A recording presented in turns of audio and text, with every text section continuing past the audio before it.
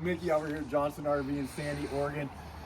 We're in front of a great product we carry. We carry them new, we carry them used. We're known for it. So this is a leisure travel Unity. This is the backside of a 2020 Unity FX. I just wanted to start back here so we could pop into the van, but you got your standard 5,000 pound tow hitch, backup cameras, LED, and this is a stunning, lightly used 2020. So you got a little bit of outside storage, and then exterior table as well, and then a couple storages down low. Truma AquaGo, so instant hot water system. But really what I want to show you is the inside.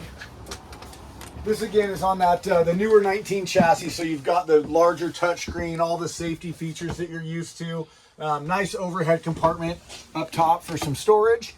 And then this has solar safe. It has some really great upgrades on it as well. But again, this is that Unity FX. So this is a Murphy bed.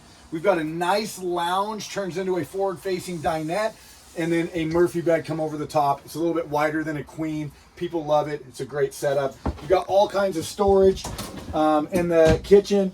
Great size sink, 2-burner stove, standard in all the Unities, and just a great option for getting what you need done.